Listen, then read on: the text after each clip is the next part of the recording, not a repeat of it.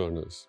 Welcome to the 39th lecture in this NPTEL course on the 20th century women's novel. We've covered quite a few writers, and now we are roughly in the mid-section of this 12-week coverage. And we're also in the mid-section, roughly speaking, of the historical or the chronological expanse that this course will cover. I also want to take a moment to reflect on the thematic coverage of this course so far, because we are about to begin our discussion of the next novelist in this series, who happens to be a writer whose work has been very powerful and has in many ways helped define for many readers the complexity, the tragedy, and really the power, the shaping force that the 20th century has had on modern consciousness. The writer is Bessie Head, and the novel of hers that I will focus on for the next few lectures is A Question of Power. Before I get into the biographical or the literary, historical, or even the cultural contexts that help us understand Bessie Head and this text, I want to take a moment to reflect on some general concerns, some historical concerns, some political and identity-based concerns. So Bessie Head in some ways helps crystallize the inquiry, the exploration, and the attempt to think through the meanings of identity, which we have been tracking in this course and which has come to our consciousness in differing ways in the work of several writers. I think so far the writer whose work resonates most powerfully with the kind of themes that we will see in A Question of Power is Nella Larsen, because of the very obvious factual correspondence between these two writers. Both of them were of mixed race heritage. But the parallels or the points of dialogue between Nella Larsen and Bessie Head are deeper than that. They're deeper than skin deep. And that has to do with the meaning of civil rights and with the way the consciousness of civil rights, as it began to percolate into the mainstream public discourse of the Anglophone 20th century, and how the American civil rights movement was responsible for bringing to the awareness and the consciousness of the world, in a way, of the English-speaking, literate, publicly conscious world, of something that until the 1950s and 60s had remained a somewhat local concern. This reality, which the American civil rights movement helped spread and helped the world become aware of, is today known as apartheid. Apartheid is quite literally the Afrikaans word for apartness or separateness. Apart is the same as the English word apart, separate, and hide is a version of hood, so separate hood or separateness. Now, the idea and the definition and the history of apartheid becomes very real, becomes a force that shapes the mind of the narrator and the protagonist of Bessie Head's A Question of Power, but it also shapes very generally the history of race and the history of modes of thinking about identity, as well as modes of thinking about literature and the social value and the meaning of literature, the utility of literature and specifically fiction, and even more specifically, prose fiction, a long narrative of dubious truth claims. What is the value and the meaning of 200-page prose narrative about supposedly fictional person, right? Ultimately, why should we read? This question began to acquire a great deal of importance in the middle of the 20th century. I mean, it was always important. I mean, we've always been reading literature and we always bring a great deal of ethical burdens. We freight the stories we like with an ethical burden. That's almost an undeniable and reflex action. But in addition to the general ethical freight that uh, prose fiction carries, in the middle of the 20th century, prose fiction about an individual began to carry the added burden of performing an ethical function that had the potential to change the lives of people, and specifically the lives of people which had been segregated, demarcated, controlled, and on which a lot of violence had been inflicted by a particularly powerful group of people in one nation in the south of Africa, that is South Africa. And that particular set of violent acts, violent separations, violent hierarchies was apartheid. So I'll reflect a little bit on the relationship between truth and fictionality and why that difference, or specifically speaking, the dialogue between truth and non truth or lies, is central to the definition of a novel, one.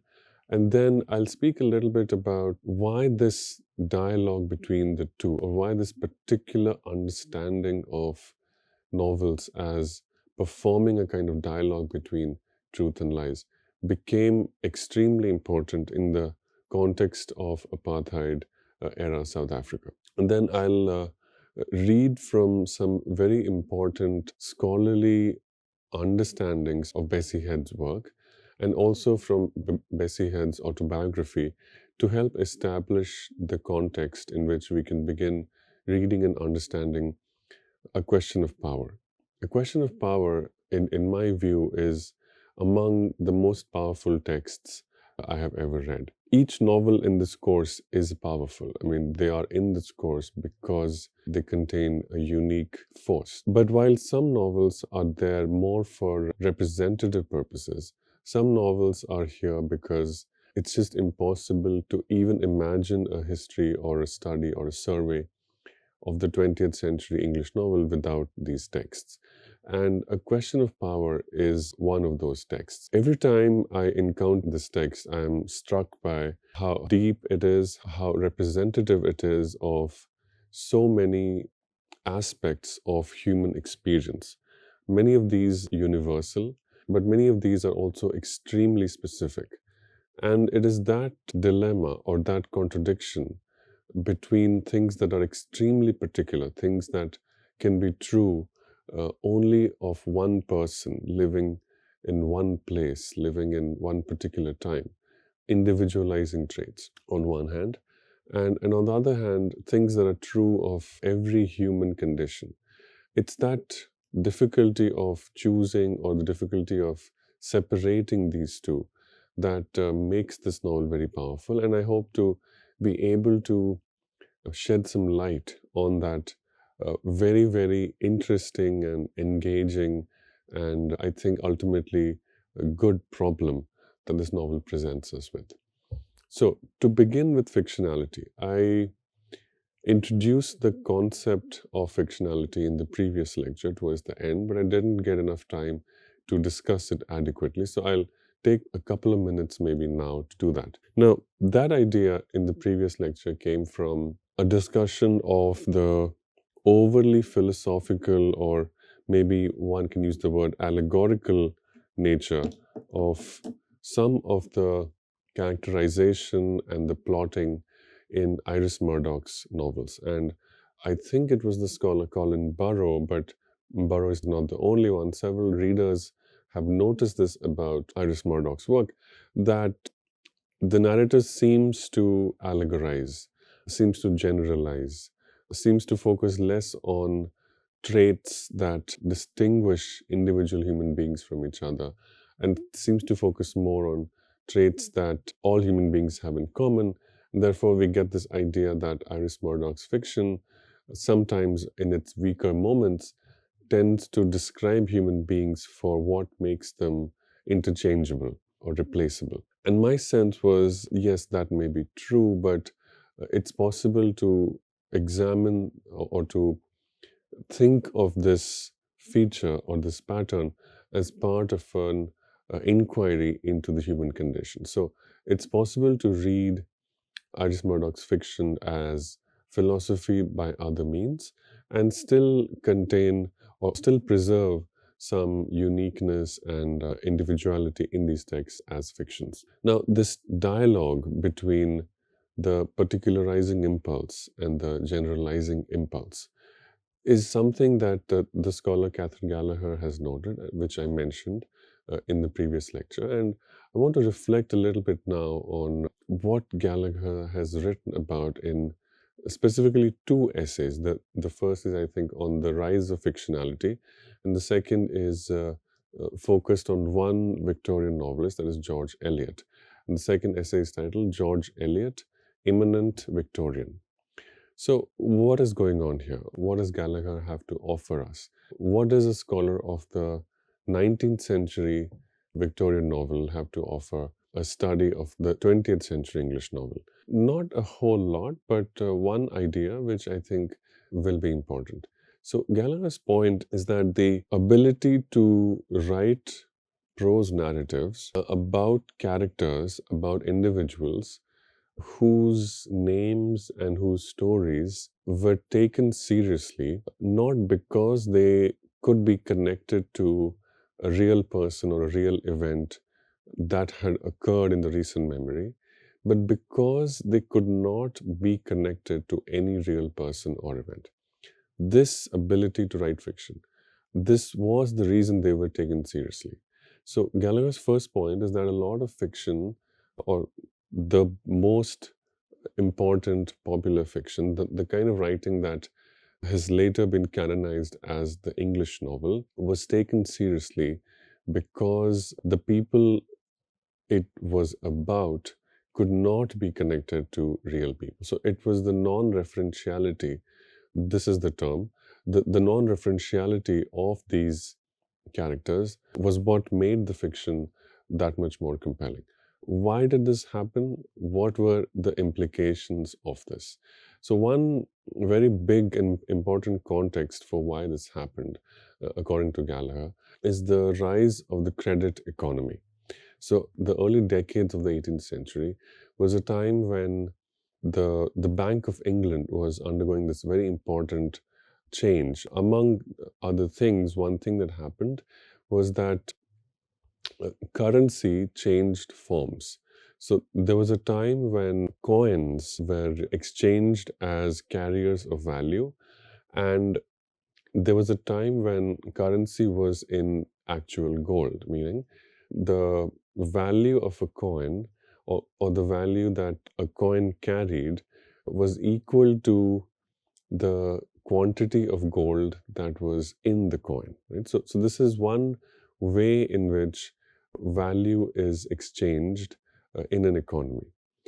But slowly it was realized that this was not sustainable, and eventually from having coins made of actual gold, silver, and other metals, from having coins carry the value which the metal in them carried, the economy transitioned to a point where the value was simply a promise made by an authorized individual. So, for instance, one can easily understand this by thinking about the way currency works today. The way currency works today, and I'm only thinking about paper currency, I'm not really thinking about digital currency. That would require a whole new chapter, and I don't think that a scholar of Victorian literature can or should be able to explain things like finance technology. But finance technology, in its essential theoretical form, is something that a literary critic can explain and can help us understand. So, what is going on there? What's going on is that the Bank of England prints, and any bank today prints currency on which there is a stamp or a watermark.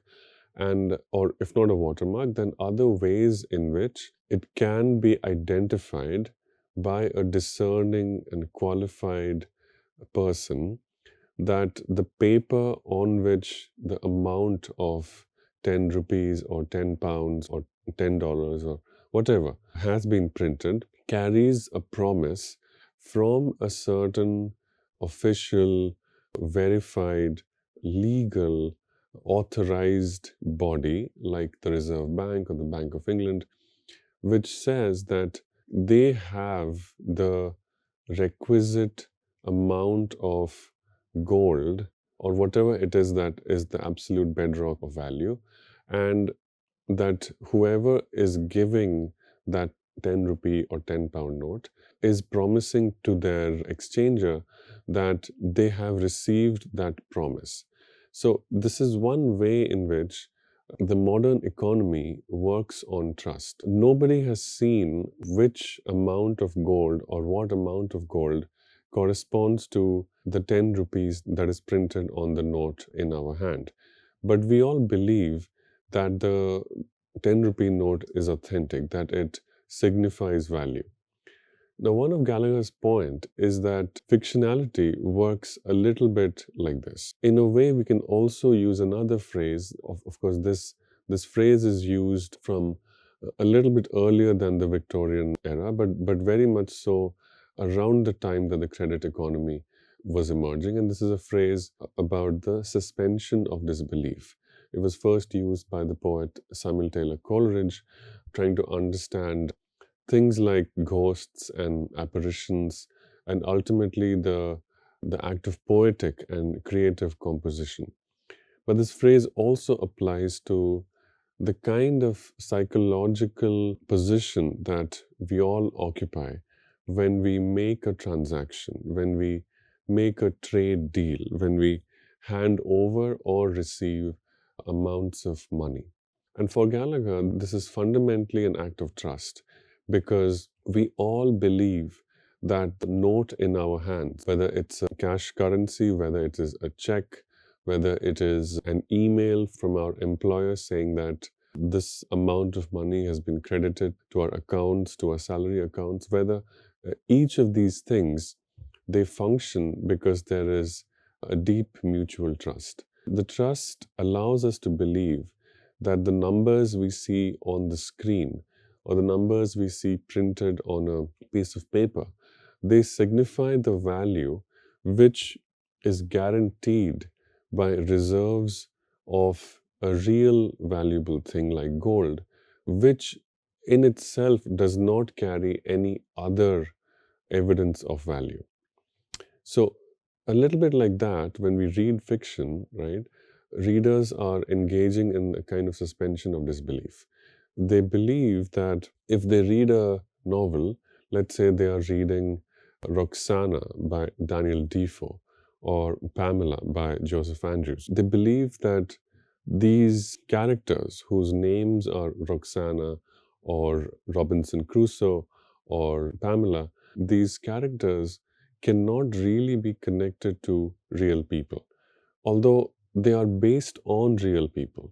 That is to say, one can scour the newspapers and business sort of papers and the journals and all kinds of non-fictional writing of the time, and one can see that one person or one character may have had one experience which they read the having had by Robinson Crusoe or Pamela. They can find other characters who may have had other experiences which Pamela or Robinson Crusoe is having. So it's possible to see how Pamela or Robinson Crusoe or Roxana contain the experiences or are aggregates. These fictional characters are aggregates of a range of experiences and lives that real people have had. But it is impossible to find any one person or character who fits these fictional characters identically. And this is something that Ian Watt also observed. But for Catherine Gallagher, this is an important conceptual category. It is not merely a formal device, but an important conceptual category. And one very good example that Gallagher finds of this is that of the description of the character named Mr. Brooke in Middlemarch. Middlemarch is, of course, a very, very famous Victorian novel. It's among the most famous and most widely read Victorian novels. It's also considered the crowning achievement of George Eliot's intellectual and fiction writing career. So it's quite telling that for Catherine Gallagher, this novel, Middlemarch, contains a description which helps us understand very well this tension between the tendency to particularize and the tendency to generalize. And for Gallagher, it's never resolved.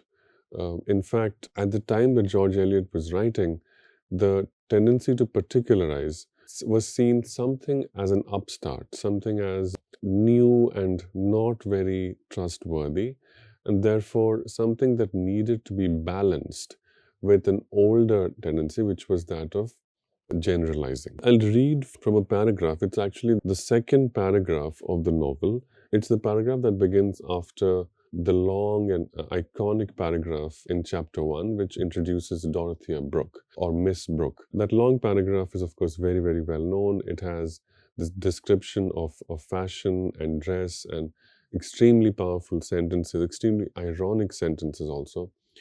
And I almost believe that this opening sentences of Middlemarch stand to be or should be as famous and as iconic as another very famous beginning, which is Jane Austen's opening sentence for Pride and Prejudice. That said, I will not read from that long opening paragraph. You're free to read that on your own. But I'll read from the second paragraph and conclude with this description of Mr. Brooke, which helps illustrate what Gallagher is saying about the particularizing impulse. It was hardly a year since they'd come to live at Tipton Grange with their uncle, a man nearly 60, of acquiescent temper, miscellaneous opinions, and uncertain vote. He had travelled in his younger years and was held in this part of the country to have contracted a too rambling habit of mind. Mr. Brooke's conclusions were as difficult to predict as the weather. It was only safe to say that he would act with benevolent intentions and that he would spend as little money as possible in carrying them out. For the most gluttonously indefinite minds enclose some hard grains of habit, and a man has been seen lax about all his own interests except the retention of his snuff box, concerning which he was watchful, suspicious, and greedy of clutch. So I'll reflect a little bit on this paragraph before ending this lecture. So, what is going on in this paragraph? It's basically a two-part description. The description begins by saying one thing and then contradicts it, or in some ways appears to contradict the first thing, but actually solidifies the first thing by saying something which appears to be different but actually aligns very well. So, what are these two things and how do they work? The first thing is that Mr. Brooke is a confused, non committal sort of person. This is in that sentence. He has contracted a too rambling habit of mind, that his mind rambles a lot, he thinks about everything, he has too many opinions, and would likely be someone who is unable to decide on things very clearly.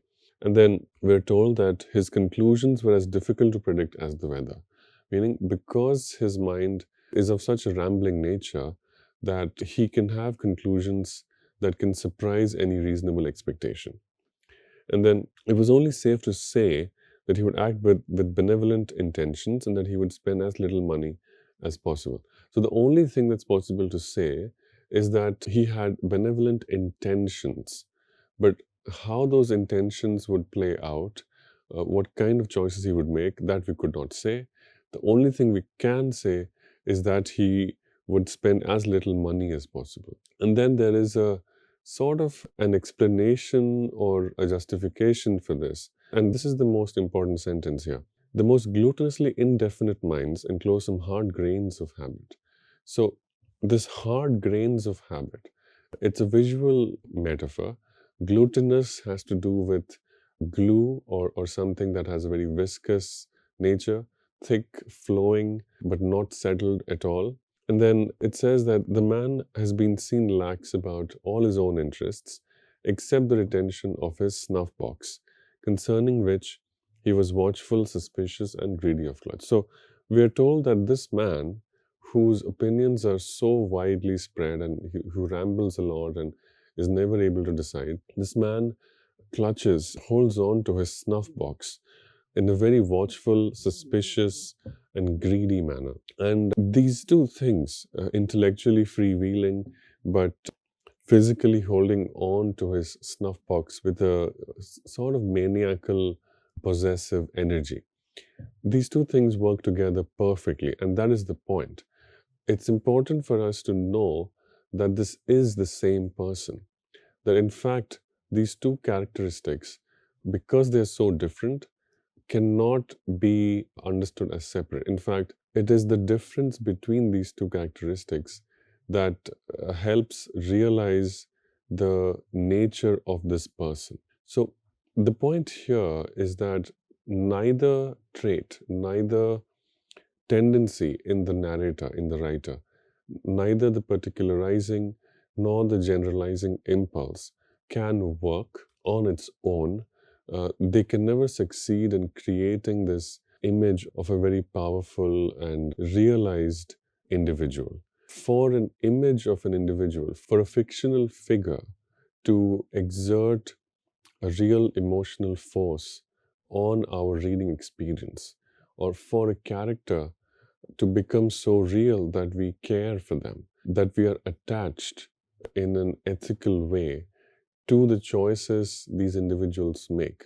For a character to be able to, let us say, excite our heart rates, for instance, for us to be able to relate to a character, it is essential that the novelist describes both particularizing as well as generalizable traits. Now, Gallagher's conclusion is that while Mr. Brooke is a failed representative in some senses, so Mr. Brooke is a failed representative because he loses the election in order to represent Middlemarch in the parliament. But in a very important sense for Gallagher, Mr. Brooke is a successful and valid representative of the tendency of thinking in Victorian England. What kind of tendency? It was a tendency of thinking that spoke in a general sense.